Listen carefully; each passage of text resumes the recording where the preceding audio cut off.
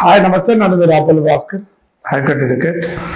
చాలామంది ఈ మధ్య విడాకులకు సంబంధించినటువంటి కేసులు బాగా పెరిగిపోయాయి. ఒకరినొకరు అండర్స్టాండ్ చేసుకోలేకపోవడం, కంపాటబిలిటీ లేకపోవడం, వీటన్నిటితోటి విపరీతంగా డైవర్సల్ సంఖ్య పెరిగిపోయాయి. చాలామంది ఏంటంటే ఫైట్ చేయటం ఇష్టం లేక కోర్టు చుట్టూ తిరగటం, టైము ఎనర్జీని పొదుపు చేయటం కోసం మ్యూచువల్గా డైవర్సల్ తీసుకుంటున్నటువంటి పరిస్థితి. మ్యూచువల్గా డైవర్సల్ తీసుకుంటున్నప్పుడు ఈ ఎంఓయూస్ అంటే మెమోరాండం ఆఫ్ అండర్స్టాండింగ్ రాసేటప్పుడు వాళ్ళు మేజర్ పాయింట్స్ని మర్చిపోతూ ఉంటారు.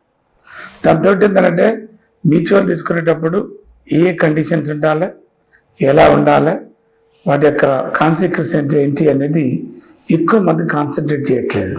తర్వాత కాన్సిక్వెన్సెస్ మ్యూచువల్ అయిపోయిన తర్వాత, డైవర్స్ అయిపోయిన తర్వాత మళ్ళీ సమస్యలు తలెత్తడం, కోర్టు చుట్టూ, అడ్వకేట్ చుట్టూ, పోలీసుల చుట్టూ తిరుగుతున్నటువంటి ఒక దారుణమైన పరిస్థితి కొనసాగుతాం. ఏం చేయాలి, ఎలా రాసుకోవాలనేది అర్థం కాక చాలామంది అడుగుతూ ఉంటారు.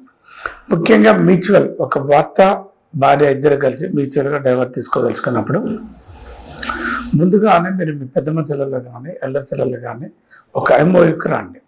ఏమని, పిల్లలుంటే మ్యూచువల్ తీసుకోవాలి అనేది ఒక అంశం, ఆల్రెడీ ఉన్నటువంటి కేసులని ఎలా రాజీపడాలి, ఎప్పుడు రాజీపడాలి అనేది ఒక అంశం, మ్యూచువల్ తీసుకునేటప్పుడు నష్టపరిహారం ఇచ్చిన కట్నం కానుకలు ఏమైనా ఉంటే వాటిని రిటర్న్ ఇచ్చేటటువంటి ఇష్యూస్ రాసుకోవాలి.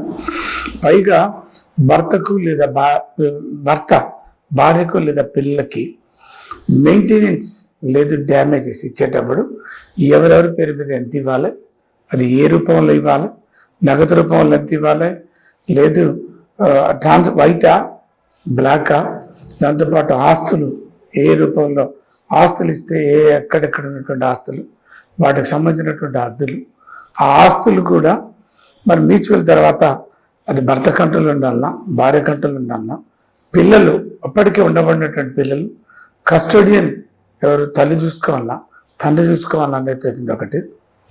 ఈ రకంగా ఏదైనా ఫ్యూచర్ ఇన్స్టాల్మెంట్స్ ఉంటాయి. కొంతమంది భార్య భర్త ఇద్దరు కలిసినాక ప్లాట్లుగా ఉంటారు, హౌసెస్గా ఉంటారు, లేదు స్థలాలుగా ఉంటారు, కొన్ని ల్యాండ్స్గా ఉంటారు, వాటి మీద లోన్లు ఉంటాయి. ఫ్యూచర్ లయబిలిటీ అంటే బ్యాంక్కి ఉండేటటువంటి అప్పులు ఎవరు కట్టాలి, మ్యూచువల్ ఫండ్స్ ఉంటాయి, మ్యూచువల్ ఫండ్స్ ఎవరో డ్రా చేసుకోవాలి, లేదు ఎల్ఐసి క్లైమ్స్ ఉంటాయి, ఎల్ఐసికి సంబంధించినటువంటి పొదుపు చేసినటువంటి డిపాజిట్ పెట్టినటువంటి పోస్ట్ ఆఫీస్, ఎల్ఐసీలు, లేదు వాటికి సంబంధించిన డిపాజిట్స్ ఉంటాయి. ఆ డిపాజిట్స్ ఎవరెవరు ఎంత తీసుకోవాలి, లయబిలిటీస్ బ్యాంకులకు కట్టాల్సినటువంటి లయబిలిటీస్, ఏ అకౌంటు, ఏ లోను, ఎంతెంత ఎవరెవరు కట్టాలనేది ఒక ప్లాన్ లేకుండా మరి మ్యూచువల్ డైవర్స్ తీసుకుంటా ఉన్నాం. దాంతో ఏంటంటే తర్వాత మళ్ళీ కోర్టులు, పోలీసులు, అడ్వకేట్లు, కేసులు అనేటువంటి దాంతో సతమతం అవుతున్నటువంటి పరిస్థితి.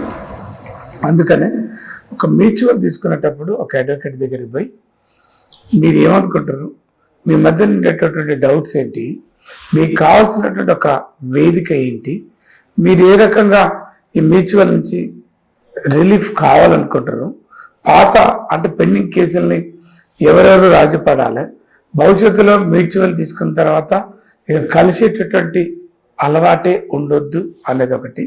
ఇట్లా అన్నిటిని కూడా ఈ మ్యూచువల్ సంబంధించినటువంటి మెమోరాండం ఆఫ్ అండర్స్టాండింగ్లో మీరు ప్రిపేర్ చేసుకోండి. దాన్నే అవార్డు రూపంలో కోర్టులు ఇవ్వటం అనేది జరుగుతుంది. కోర్టులు ఏముందండి, ఒక భార్య భర్త ఇద్దరు కలిసి ఏ అగ్రిమెంట్ రాసుకుంటే ఆ అగ్రిమెంట్ని అవార్డు రూపంలో పాస్ చేయటమే లోకదళతలో కోర్టులు చేసేటటువంటి ఒక పని. ఇది ఎందుకు లేదు, ఇది పెట్టలేదు, ఇది ఉందా, ఇది లేదా అనేది కోర్టులు ఆలోచించగలిగేటటువంటి పరిస్థితి లేదు. జడ్జెస్ వాటి మీద కాన్సన్ట్రేట్ చేయరు. అందుకనే ఒక అవార్డు తీసుకునేటప్పుడు ఈ complications, legal complications, future complications రాకుండా జాగ్రత్త పడాలని చెప్పేసి మీ అందరినీ కోరుతున్నా. Thank you.